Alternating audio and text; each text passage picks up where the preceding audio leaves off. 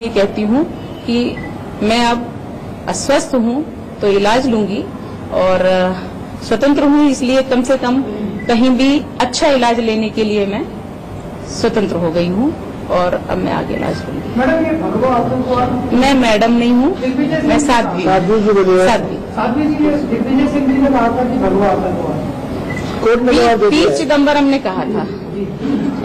तो जो विधर्मी होते हैं उनके लिए तो ये भगवा आतंकवादी ही होगा, क्योंकि इससे तो वो डरते हैं और उन्हें डरना भी चाहिए। राक्षसी वृत्तियों के लिए ये बहुत बड़ा हथियार है। इसके बारे में कोर्ट बताएगा भाई, इसमें मैं कुछ नहीं कह सकती। आपके जो भी प्रश्न आप पूछ सकते हैं।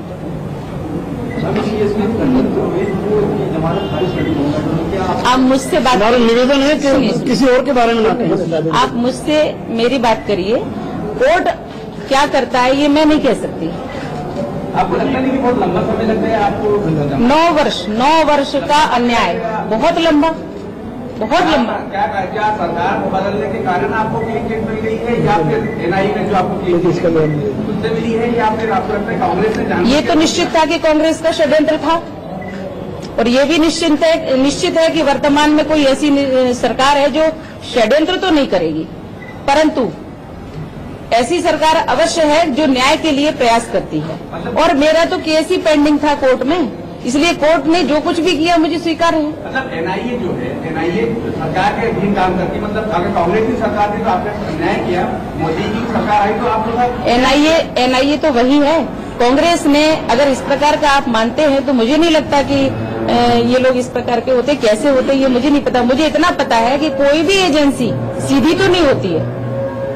एजेंसी अपना काम करती है, उसको जो इन्वेस्टिगेशन करना होता है वो करती है, और जो परिणाम लाते हैं वो आज आपके सामने है।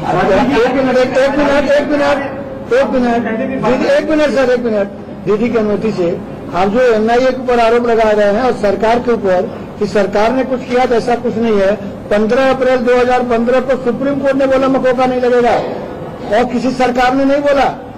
और इसी एनआईए ने 2006 मालेगांव में 9 मुस्लिम लोगों को डिस्चार्ज कर दिया, तब किसी ने नहीं कहा कि कांग्रेस ने उनकी मदद किया है। इसलिए इस तरह का आरोप सरकार पर लगाना या एनआईए पर लगाना पूरा गलत है। आपकी जो उसमें भी चोट आई है, आपको जब अरेस्ट किया तो पुलिस ने आपके साथ क्या क्या यात्राएं की, उसके बारे में आपको करना चाहिए तो क्या उस पर?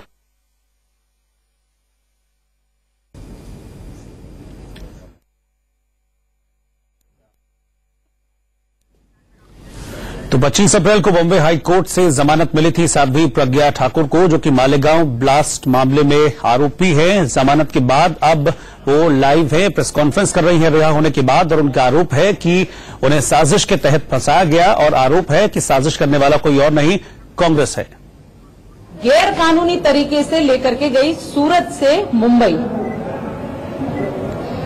और उन्होंने मुझे 13 दिन तक गैर कानूनी तरीके से बंधक बना के रखा, और जिसमें उन्होंने प्रताड़नाओं की पराकाष्ठा कर दी। इस कारण से शायद भोपाल के कुछ आप लोग बंधु ऐसे हैं जो मुझे पहले से जानते हैं या देखा है, तो मैं फिजिकल फिट थी और मैं फिजिकल ट्रेंड भी हूं, और अच्छे से सन्यासी थी, तो अपना जीवन यापन अच्छे से करती थी। आज मैं पराश्रित हूं, इसका पूरा कारण एटीएस की प्रताड़ना, एटीएस मुंबई की कस्टडी में हॉस्पिटल में एडमिट करना पड़ा था। आप एक बात और सुन लीजिए कि एटीएस ने मुझे गैर कानूनी तरीके से रखकर इतना प्रताड़ित किया था कि मेरे फेफड़े की झिल्ली फट गई थी और मैं बेहोश हो गई थी, और 5 दिन तक मैं वेंटिलेटर पर रही। एटीएस ने एडमिट किया था? एटीएस ने एडमिट किया मुझे।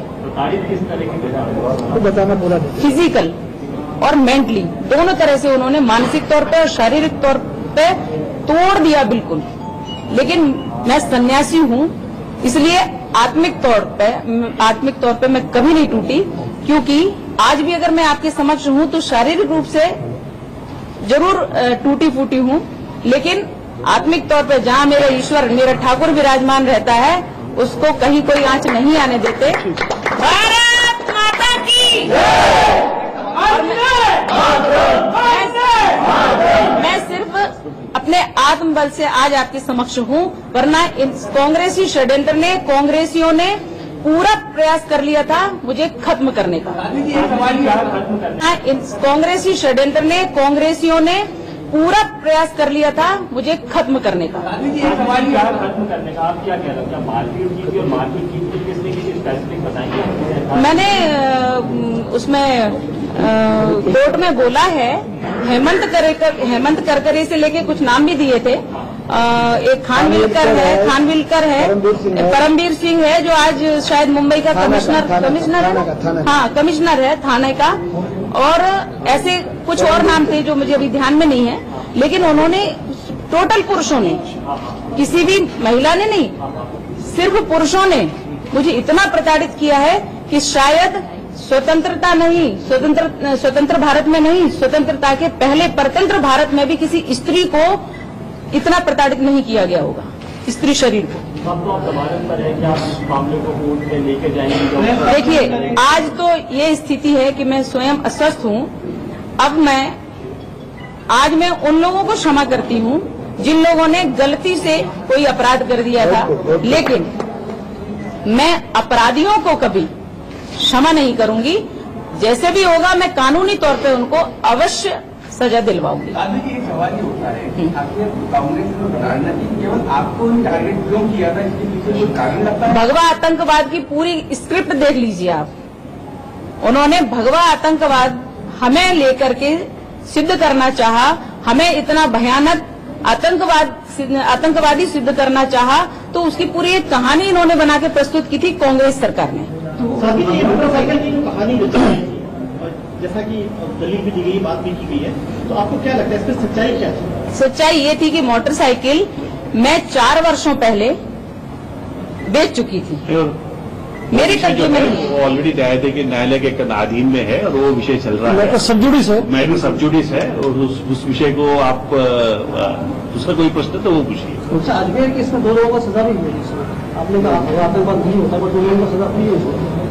उसके बारे में क्या, उनके बारे में कमेंट नहीं, 2 लोगों को सजा हुई है। भगवा आतंकवाद नहीं होता, ये तो सिद्ध है। मित्रों, आज एक बात जानिए, और किसी को अगर किसी कोर्ट ने सजा दे दी तो वो ईश्वर नहीं है। एक बात का ध्यान रखना, सजा जो है लोअर कोर्ट ने दी है, और ये आप लोग भी बहुत अच्छे से जानते हैं कि सजा होना अपराधी का परिचायक नहीं है। तमाम सारे ऐसे कारण होते हैं कि किसी को भी अपराधी सिद्ध करने के लिए पुलिस बहुत प्रयत्न करती है। लास्ट क्वेश्चन ये छोड़ दीजिए, वो बात खत्म हो गया है, वो खत्म हो गया है। आप बाहर आई हैं, तो उसमें क्या सच्चाई थी? क्या सच्चाई कोर्ट ने सिद्ध की है, कोर्ट ने ऑर्डर दिया, मैं 100% निर्दोष हूँ। उसमें नहीं, किसी भी प्रकरण में इन लोगों की बुरी मानसिकता से षड्यंत्र किए हुए किसी भी षड्यंत्र में 100% निर्दोष थी, हूँ और रहूंगी। Thank you very much, thank you very much.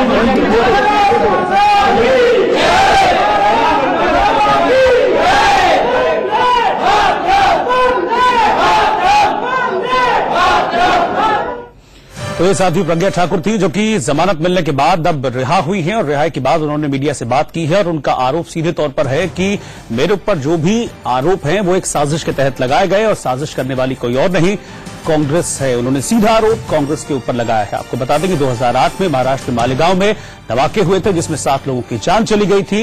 इन धमाकों के बाद साध्वी प्रज्ञा ठाकुर को अरेस्ट किया गया था, और अभी 25 अप्रैल को बॉम्बे हाईकोर्ट से उन्हें जमानत